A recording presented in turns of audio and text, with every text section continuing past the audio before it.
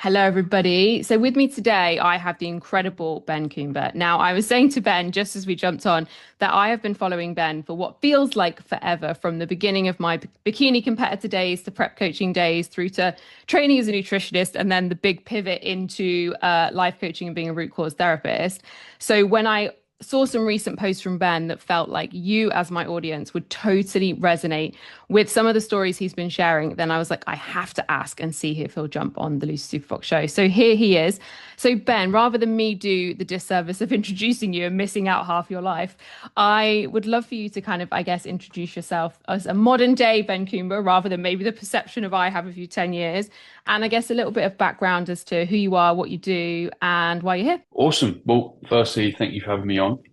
Honoured. So, my name is Ben Coomber. I am a dad of two beautiful girls. I am a human performance coach. I am the CEO of Awesome Supplements. I am a man that is very passionate about shining light on other people's brilliance and allowing people to find their truth and sense of freedom and thrive in life. And I think that's formulated itself in many ways through my career. I started off as a coach when I was 20, became a personal trainer through my own physical transformation. So I was helping people or trying to help people for a long period of time. I then specialized in nutrition, built an online nutrition coaching company, which I think had about 12 coaches at one point, and then we moved into education. So I've probably educated over 1,500 personal trainers to become nutritionists, and then we moved into the supplement space. So I've always been coaching, I've always been speaking, I've always liked to write books, and through a kind of recent journey, a journey to the soul, a journey to truth, a journey to genuine freedom as a human, I now see the human condition very differently, in a very different light. I see us as humans as a physical form, but also a mental form, emotional form, energetic form, and we'll say spiritual form. Like I think from my experience, we are a spirit living in a physical body. We have this vessel for a period of time and we'll go, and that spirit will go elsewhere. And it's made me realize that to get back to full health, which was very much my journey, I couldn't just focus on the physical body anymore. It wasn't working. So I had to focus on the mental, focus on the emotional, focus on the energetic to get myself, I'm not going to say back to where I was, because back to where I would have led me back to the situation which was chronically ill. But back to wholeness, back to who I am at my core as a human. And it's a fucking hard road. It's messy. And I can imagine it's a road that a lot of people feel scared about walking, because you have to look at a lot of stuff. You have to look at things that you are not proud of, that, elicit shame and guilt, but it's worth it. Like, it's worth it to walk the journey back to your truth. We come into this world as what I feel are pure beings, mostly. I say mostly because there's theories around generational trauma, all that kind of stuff, and it's not something that I'm knowing of or privy to at this point in my life. But I feel we come into the world pretty whole, and it's the stories, the environment, the beliefs, the parenting, the experiences at school that shape who we are, and the sense of, ego, and how the ego rules a lot of our lives. And the journey is about stripping all of that away, in my opinion, and back to who you really are. And it's a hard but very worthwhile journey. And I suppose that's where we resonated, where you saw some stuff on social media, because I've started to speak a bit more about where I'm at and what I feel, what I see, and hopefully help other people. Yeah, and I think just after that, everybody who's a regular listener, my clients, like, oh, I see why he's on now. For everything you just said. And actually, as a root cause therapist, I work with a lot of people with generational trauma, and I've had some very strange experiences in therapy with the generations coming through in trauma. So yeah, I absolutely validate everything that you've just said both in my own personal experience and with my practice with my clients. So Ben, obviously, you talked about there like kind of the evolution of your business through the seasons, and I feel very similar. It's been evolutions and seasons. Kind of where you are right now, I guess my question would be, how do you approach your business differently? Having come through what we'll talk about in a second, maybe your healing season, that's kind of how I refer to it often. How is your business different now, or how does your approach to your business different now after doing that work, like you say, through the four bodies, the mental, the emotional, the physical, and the energetic slash spiritual? How do you approach, I guess, your business having the seniority, the scale that you have? You've kept and sustained that. So I guess I'm interested in how your relationship with your business has changed having come through a healing season. Yeah. So firstly, I'm just going to tell everyone a tiny bit about my business, and that's not from a place of ego. It's a place of like, I don't want to use the term business and someone sat there going, okay, so does he sell a couple of tubs of protein, or is he a multi-billion pound supplement? Because, No, we the love it here. We're all here for it. exactly, the types of business are infinite. So, Awesome Supplements, which is kind of like my day job, we're on track to probably do about 2.3, 2.4 million this year. So, have just under about 4,000 monthly customers. We've been going 9 years. We have a core internal team of myself, my COO, an operations sort of supply assistant, um, and kind of like a content and marketing person, and then everything else is contracted. We've been fully remote right since the start. So I've been fully remote since 2008, I think, before it became a thing. And we've got what you might consider the normal things in an e-com business, like paid marketing, got a fractional head of marketing, email marketer, accountant, fractional CFO. And they're all contracted roles doing anywhere from like 5 to 30 hours a week.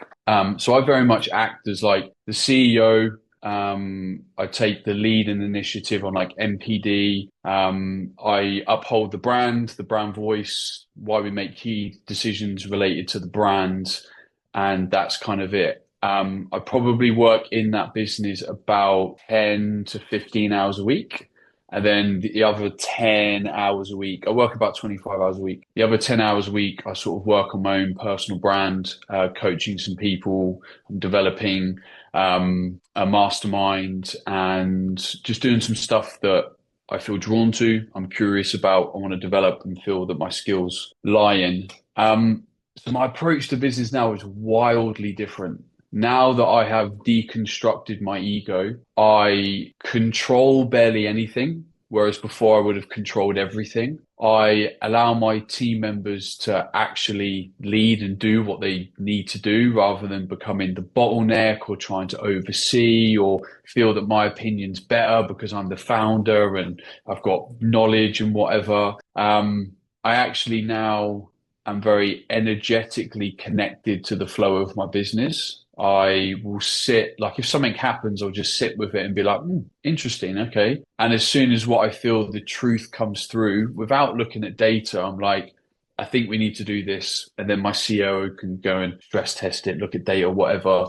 I did an interview this week and cool, I looked on paper, she looked great, but I just wanted to see her energy, I wanted to feel her, and she was unbelievable, best interview we've ever had. And she was the only one of two candidates. And actually, we only chose a second candidate because we felt we needed a stress test. Energetically, I just felt this person was right. I was like, this woman, I can just feel that she is the DNA of what we're trying to do. I let things unfold. Like I'm way more patient. Like I think as an entrepreneur, you have this mindset of like, you've got to move quick. And in many ways, you do need to move quick with some stuff.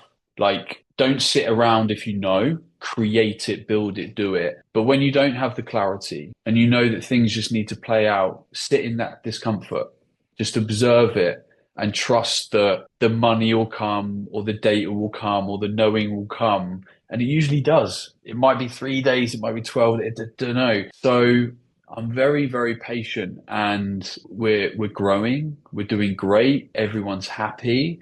I think the biggest thing that I'm in tune with now is friction. As soon as I feel any friction, like anything with a person, with a process, with a product, I'm like, gone. Whereas before, I might have sat on that friction for years thinking, I can coach this person, I can train this person. It's okay, the market will catch up. Like you tell yourself all these stories, and it's like as soon as you don't feel flow, get out, gone. Whether it's humans, I'm sorry. But like when we fire people, it's not just about our business, it's about them as well. If they're not the right fit, they're not the right fit. You're setting them free. It's like being in a relationship with someone that you don't love. You're not hurting them, you're setting them free alongside setting yourself free. So yeah, I'm a radically different business owner.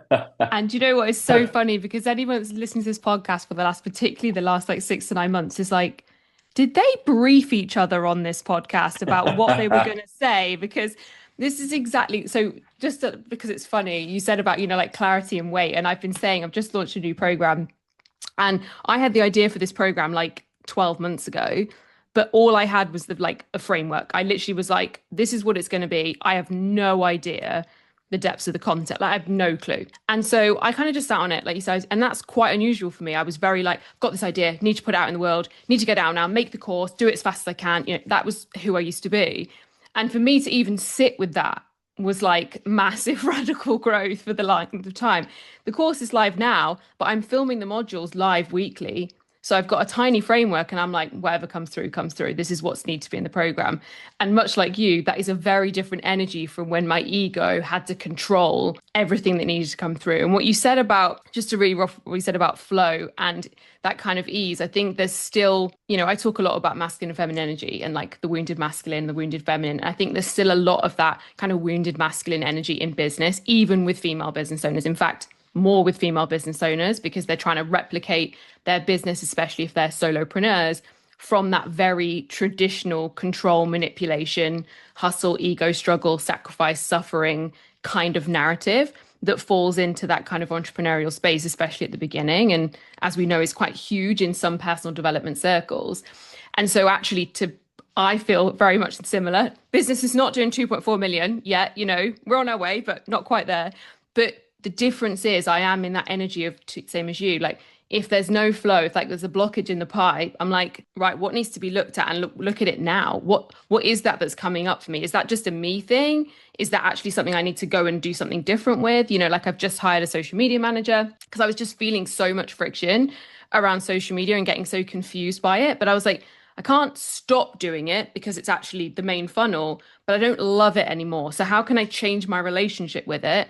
And my first step was have somebody give me some guidance that's relevant. I'm 37, I've been using Instagram since I was like 25.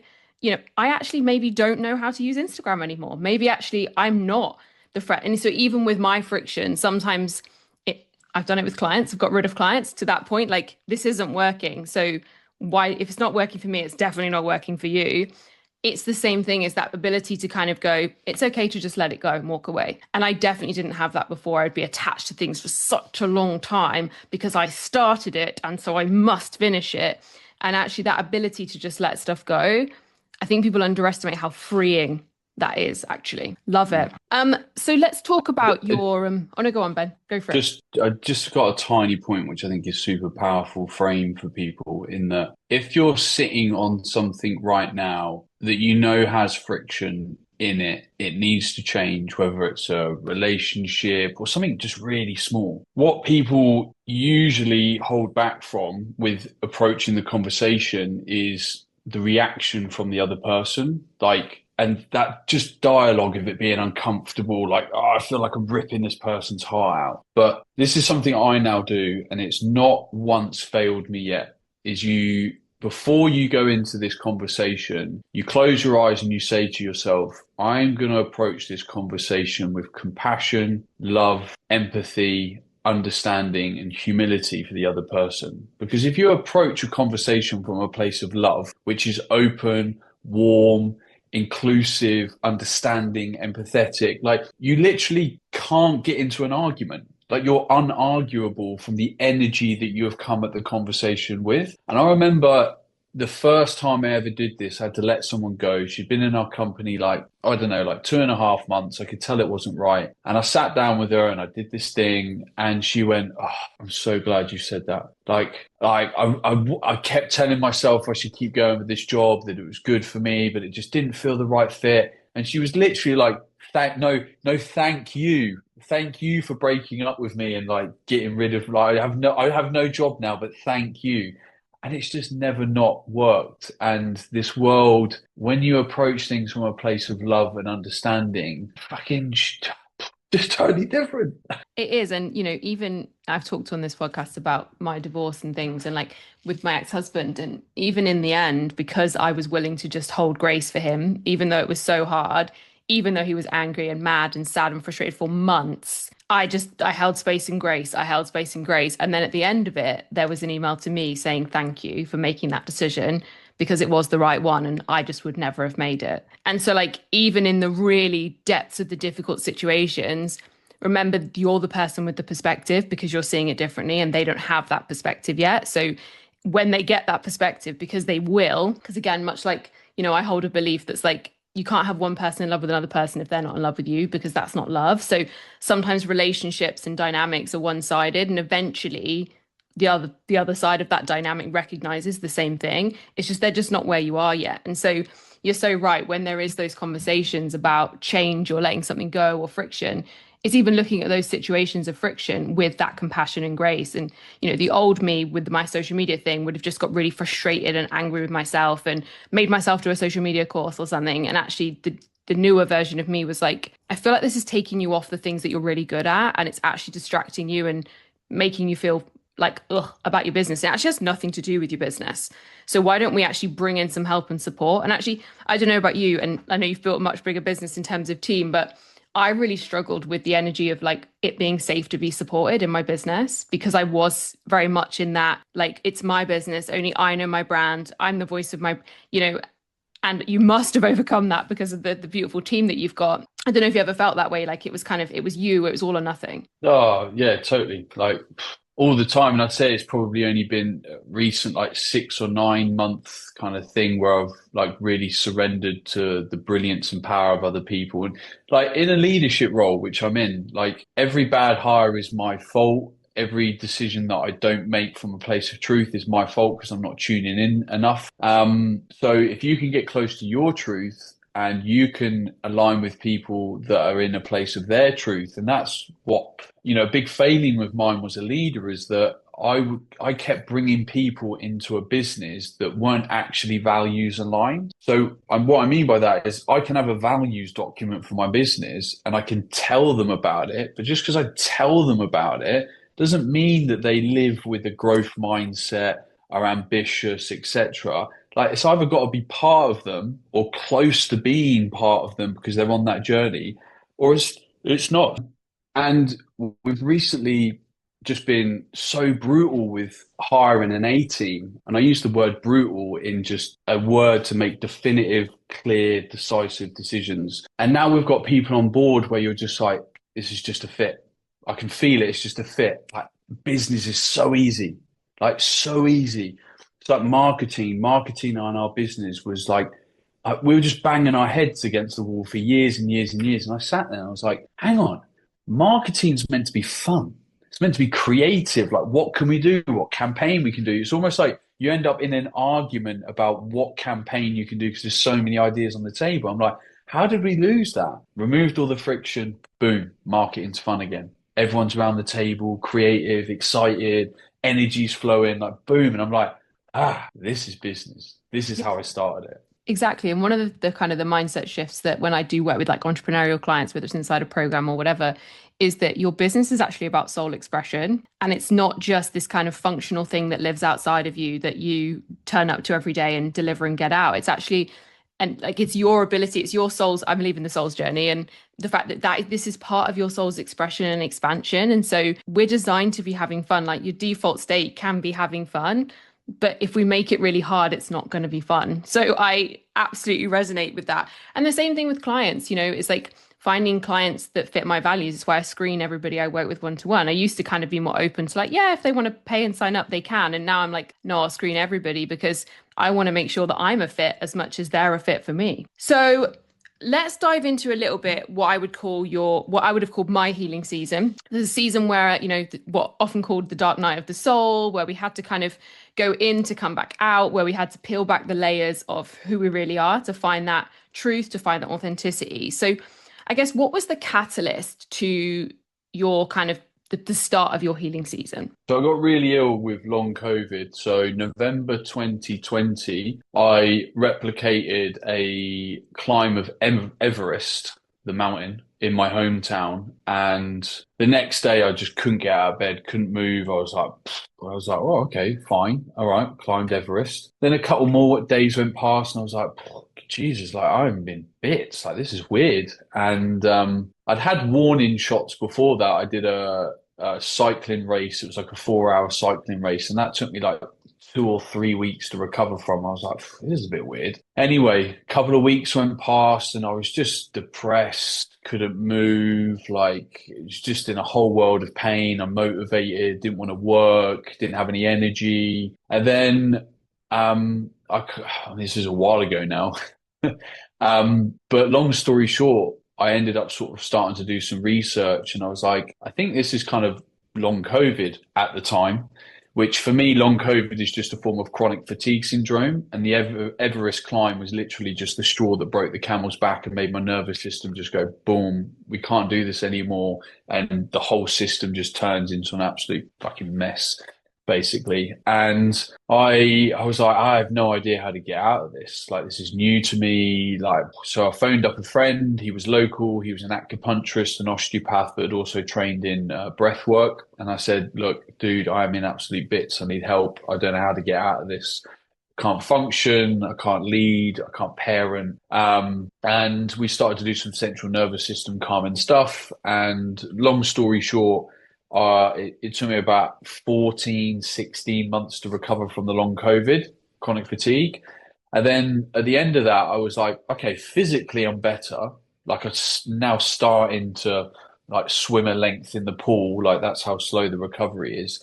But like mentally and emotionally, I'm all over the place. So I then sort of started this journey of like trying to get back to myself. What would that take? What do I have to undo? And there was just like no real path. I didn't really know what I was doing. I was fumbling around in the dark mentally and emotionally. And then I don't know what the moment was, but just something came through me intuitively and just said, on the other side of this is like the real Ben. Like you need to fight through this.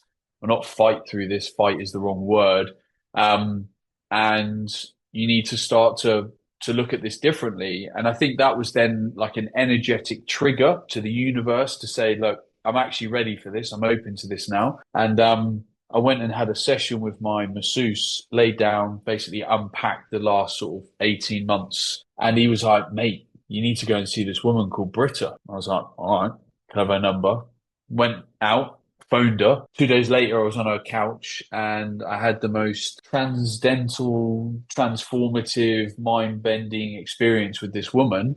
And I was like, wow, okay. And I burst into tears. It was just crazy. And I was like, right, wow. So 3 weeks later, I went back for another session, started going like every 3 weeks.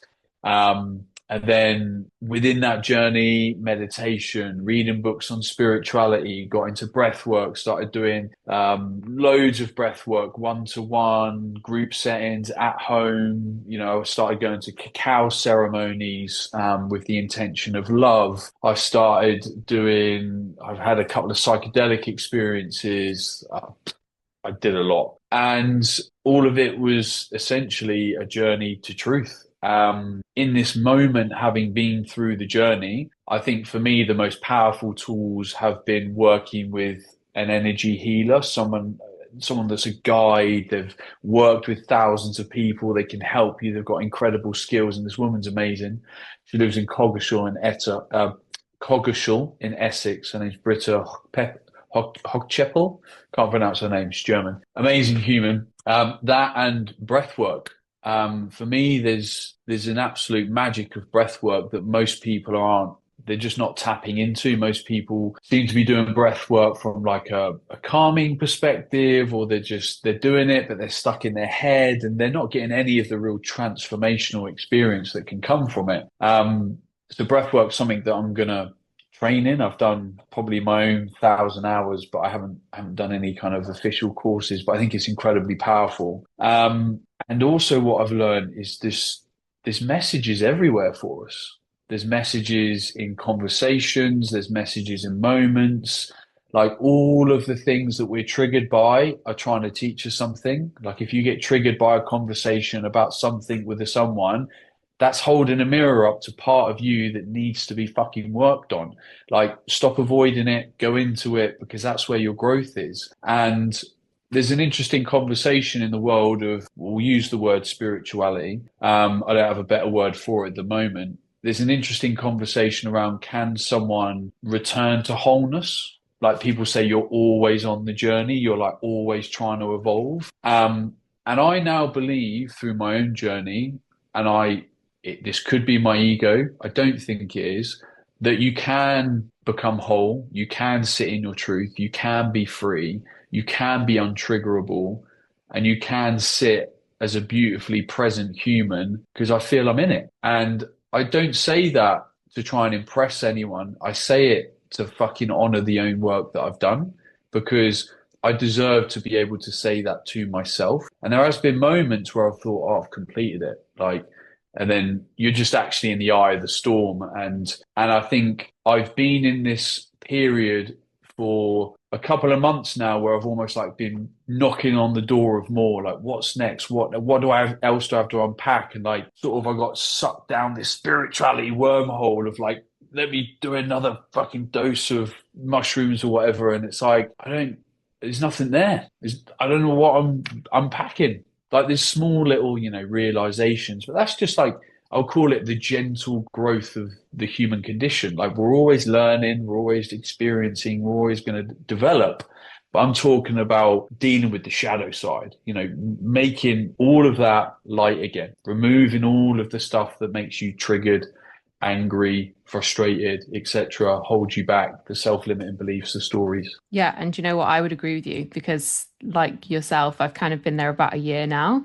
And I would say I'm not completely untriggerable, but like you, I always say to my clients, your triggers are a map. They're a map to where to go next. When you've been triggered by something, great. That's like, cool. Now I know where I'm going next because something is showing up for me. Like I recently, so much like you, I've actually don't ever do breath work by myself. I always do it in ceremony. So I have a breathwork teacher because for me personally, it allows me to go deep with it and allows for that transformation.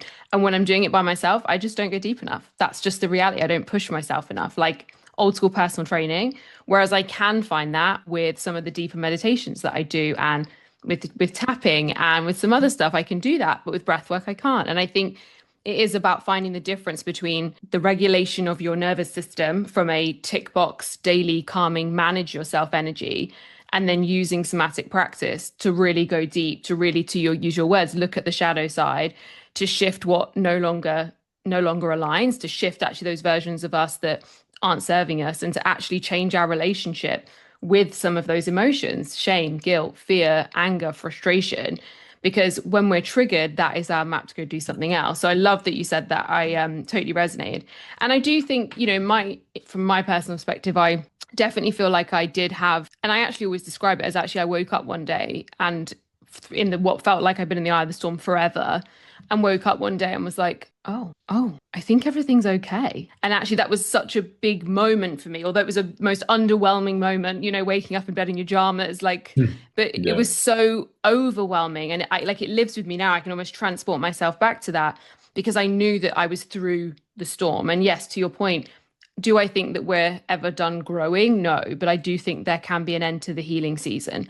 And it might be that there's another one when we go through hardship or, as we get older and bigger life events happen, like we lose family members and there'll be a whole other levels to unpack at those new things. But when our life is kind of the same and it's a growth season, I kind of like this way I describe my life is like the healing season. So we've got the contraction, that kind of inner, and then we've got the growth season. And that's where it's about expansion and sometimes I have a feeling I might be moving between those seasons for the rest of my life as I go through life, but that's okay. But I think there is a lot of fear. I actually got a message from a client before this. She was like, well, we certainly opened Pandora's box 3 months ago and now I can't put the lid back on. And I'm like, yeah, I did warn you. Like I literally said to you in the discovery call, just to let you know, if we go there, we can't ungo there. And you're going to have to keep going till you get to the other side. So I love that. So I guess for somebody who maybe is knows they need to do this, because I think a lot of people live on the edge of their, to use my words, healing season for quite a while. They know, they're aware there's stuff there. They're doing maybe the personal development side of things. They're maybe managing their mindset, but they know there's something underneath. They know that they're not feeling themselves. They know they're out of alignment, to use more fluffy words, I suppose. I guess what would your advice be to somebody who's on the precipice but maybe scared to make the leap? Get yourself around more people where it feels like making the move that you want to make is safe. Because if you're in an environment where no one's doing real work on themselves, it makes it very alienating and just weird. And you're like, well, how do I navigate this? Because as soon as I start to do this, everyone around me is just going to look at me and be like, what the fuck are you up to? Like, why are you what's a ceremony? What? Where? I didn't even know they did that. Now, of course, you don't have to share this stuff with anyone. It's your journey. You can navigate it the way that you want. But once you start getting in touch with people where this is just freaking normal, you're like, okay, I'm safe here. I'm safe to surrender a bit of myself. It's like doing breath work in an environment where they're putting on a journey. You're safe to surrender. You're there to literally go on a journey. So I just think there's so much power in people, and your next breakthrough is like it's always a person away. It's always people, right? If you listen to this podcast, I am a person, you are a person giving information. That information could help you with a breakthrough. It's a person. A book was written by a person. A video was recorded by a person. So you need to open yourself up to the help of other people. And sometimes it's in the subtlest of ways. Sometimes it's not obvious, like, Ben, come to this class because you need to work through your trauma. It's just a subtle little mirror that crops up and you're like, oh, hang on, I'm being shown something here. I need to, ring this person or read this book or follow this train of thought. So yeah, get in an environment where this is totally accepting, totally normal. Like I remember being halfway through my journey and I was traveling a lot to do like sessions and retreats and all sorts of stuff with people. And I was like, I don't really want to travel 4 hours to go and do a breathwork session with like a dude, which I, was doing at one point. I was like, there's got to be something local.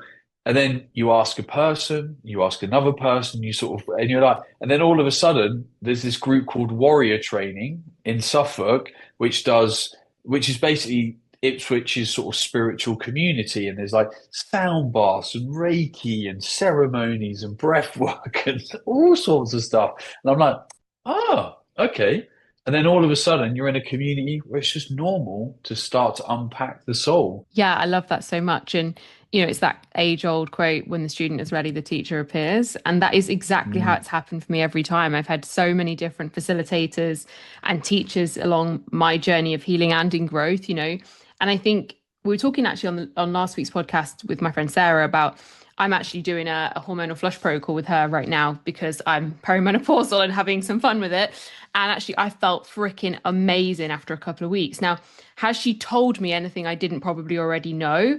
No, not intellectually, but because I respect her and because I trust her, I'm following this plan to a T because she is the coach or guide for me in this next season. She does root cause therapy with me because she knows she can trust and I have her best interests at heart. And so I think that's a huge part of it is finding the right teacher that trusts and feels good, even sometimes when it's not logical, because there are definitely people who I would never have thought that I would be like hanging out with or like would have been my friends. But I've felt so fortunate to have learned from so many teachers and practitioners and ongoing because to your point, it's always just about another person. And I think we're all here to teach.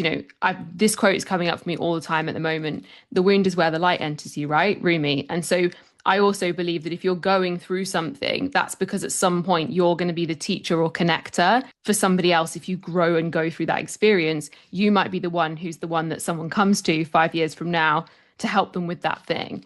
And so by being a person, we are ourselves by other people, right? So actually changing those relationships you have around allowing yourself to trust people and be supported by people would also be foundational to creating that safety for sure. So I'm conscious of Mm. time because we could probably talk for about 4 hours. So how did you, obviously, some of the posts I've seen recently that really led to me, the reach out to kind of come on this podcast. One of them was around sober raving, because as an ex-party girl myself, which I talk very frankly about, I went from the class A's in my 20s to the mushrooms in my 30s. I've been on that journey and am now exploring what it's like to not really drink alcohol at all, and maybe the occasional glass of wine. I resonated with your post and loved it so much. So I'd love for you to talk a little bit about kind of your relationship with alcohol and how that's changed through this journey. So, like, if I could go back on my journey, know what I know now, there is so much that I could have done faster to speed up my healing journey. But the problem is we hold on to crutches through safety and knowingness. So simple things like I remember being in my recovery phase and I was on like 400 milligrams of caffeine a day. Now I'm trying to do yoga nidra to calm my nervous system. And then I'm drinking like two monsters at lunchtime. Like what the, same with alcohol, but like the thing with alcohol when I was ill, and this is going to sound horrible, but it's the truth, is it was the only thing that made me feel something. I can relate to that 100%. Yeah. And Yeah. that it feels horrible to say, but like when I couldn't think, I couldn't feel, I'd have like a gin and tonic, whatever, and I'd just be like, oh, I just feel soft and I feel a bit lighter. And I know that I'm going to feel like shit in 45 minutes and feel tired, but actually 45 minutes of just feeling the thing is actually just really nice. So later on in my recovery journey, I went on holiday. Now, I've never been a big drinker. Like, don't get me wrong, in my 20s, I got shit faced all the time.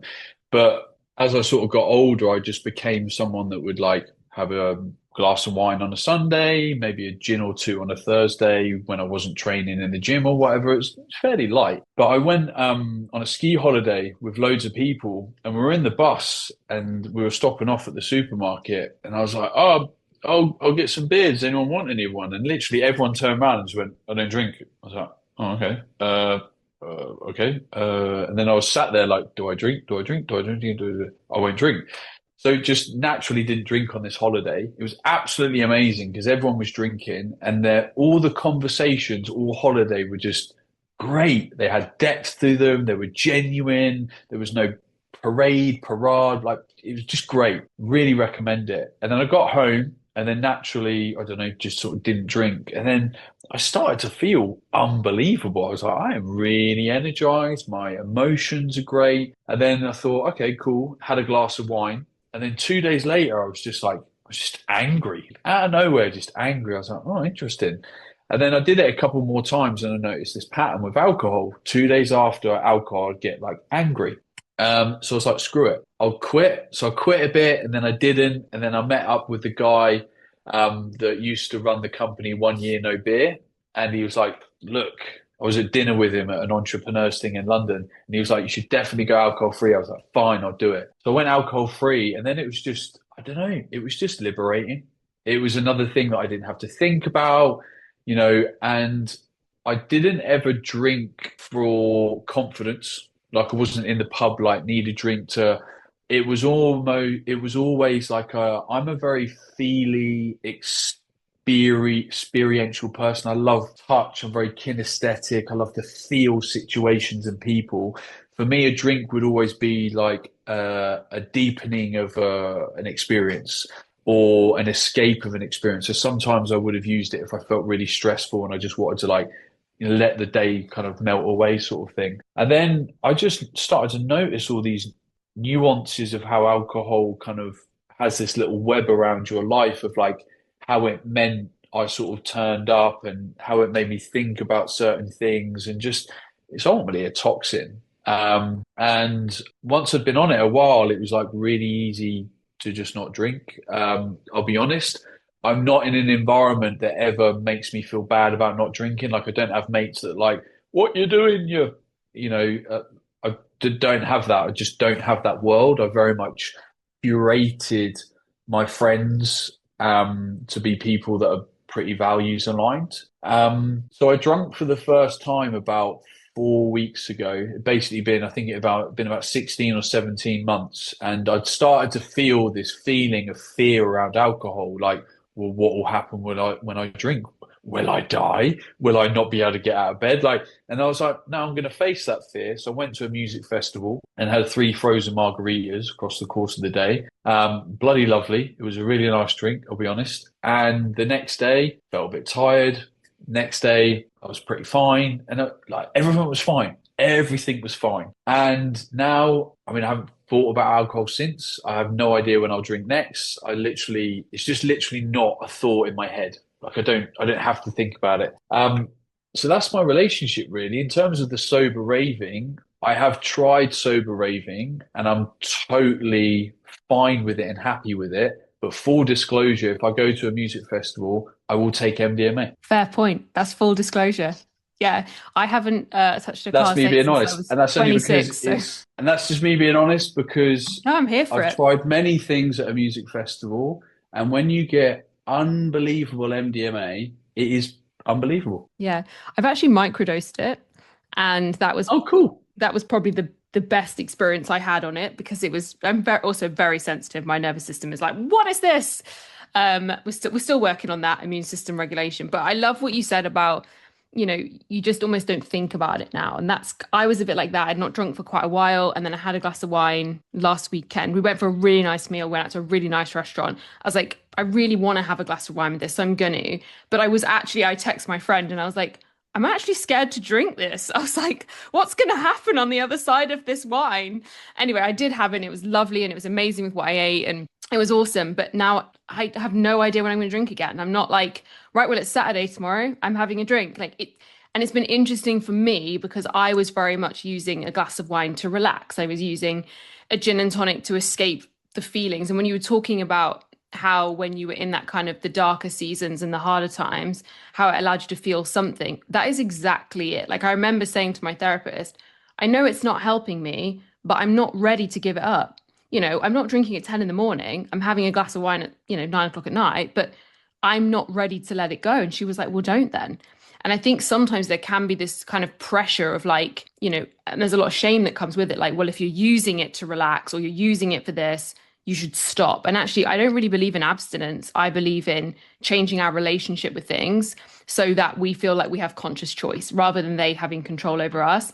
But I resonated so much with what you said. And I know so many of the people that listen to this podcast and my clients definitely will. So you kind of So actually lightly just touched. Oh, go for it. can I interject? Yeah, Just go. because I know that we're both a fan of the word freedom.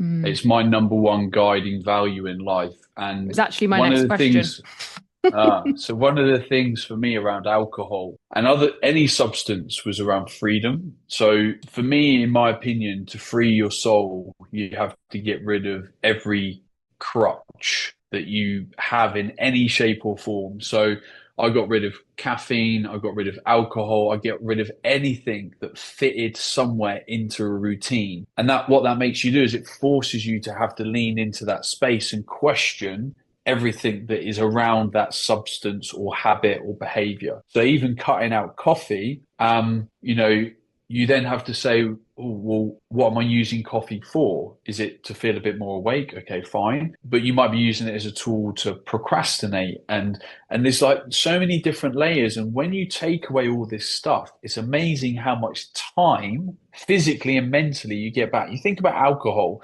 and how much time for some people goes into alcohol, like thinking about the drink, having the drink, like everything about the experience. Like you go on holiday and some people spend like 50% of their time either thinking about alcohol or drinking alcohol. I'm like, fucking hell, think of all the shit that you could have done that was way funner than sitting around drinking alcohol. And don't get me wrong, there's some great things around sitting around a table, connecting. And if it's all genuine, then brilliant. I'll never take anyone away from that. But like, imagine going on holiday and, doing lots of adventures and there just being a glass of wine there in the evening or whatever.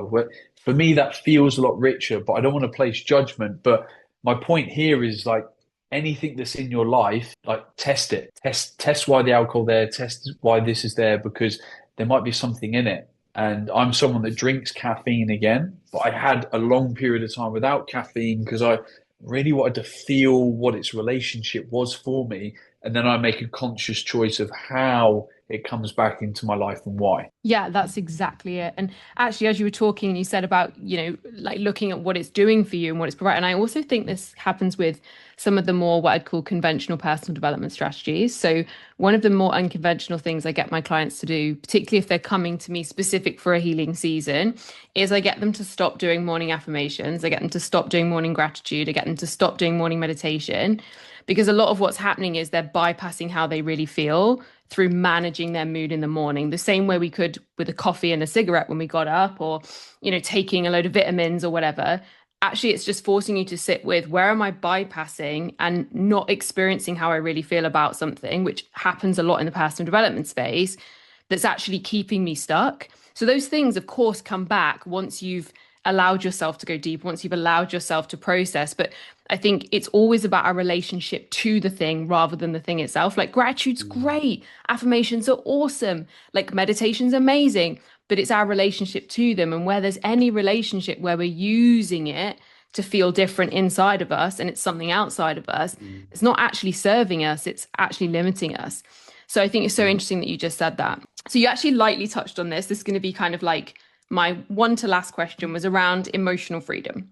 So maybe you've already touched on a little bit of it, but kind of what's your definition of freedom in a life where you have created a beautiful family, a beautiful business, a beautiful relationship with yourself and your body?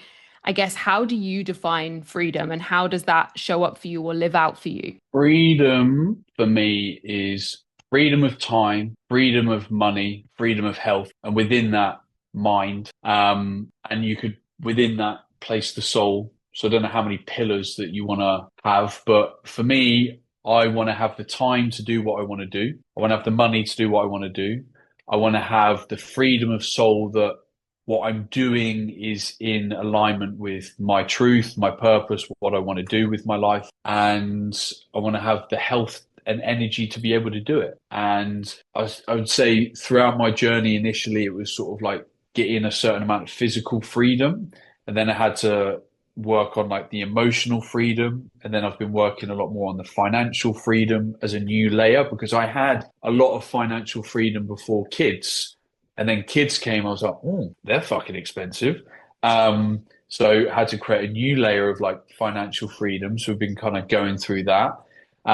Also, there was a lot of mental layers within that because my business was changing a bit. I'd always had the goal that my wife would never have to work, which we achieved. So then I had to work through like how that sat with me and just like the kind of pressure and emotions around that. And then I would say the last bit of freedom for me has actually been mental freedom. And what that's looked like for me is my brain not holding on to anything that would give me power through playing the victim on anything. And this has been a real big theme for me because when I got really ill, I played the victim of life, like, oh, I'm depressed, everything was just shit. And I slowly got better and better, and my mind got better and better. But there was like this just like real light spider's web across my life of still playing the victim. So like I might like wake up early and I might be like, oh, I'm tired. I'm not going to be able to like perform today or like do whatever. And I just wouldn't have a wholly positive lens. I wouldn't be able to fully surrender and say, actually, this is happening for a reason. Like this morning, I woke up at 3:43 and I was like, I mean, I'm an early riser. But that's quite early. And I was like, no, accept this. Like, and I nearly dropped into victim, nearly. And I got up, and it was the perfect amount of time that I needed this morning to have a quick bit of meditation and then do a letting go ceremony on something that was quite significant in my life. And then finish this very significant bit of work of mine for my company. And I literally finished the last word, and my daughter was walking down the stairs, ready to kind of get up for the day at 6 a.m. And I just, in that moment, I was like, thank you. Like, I was meant to get up at that time. It gave me all the time I needed to do the thing, and I'm forever grateful. And I think that was just the last bit of freedom for me, just because of my journey and how the victim sort of showed up for me. And the book that has really helped that was Joe Dispenza's "You Are the Placebo." I'm like, 80% of the way through that. And that's probably been the thing that's like helped me complete it. And you know what's funny? I'm looking at my books in front of me, and like my favorite book of all time is Becoming Supernatural from Joe Dispenza. So Uh, he is the foundation of a lot of my. I mean, I always say, I'm like, if I hadn't married my husband, I'd have tried to marry him. Yes, I'd have tried to find that man and marry him.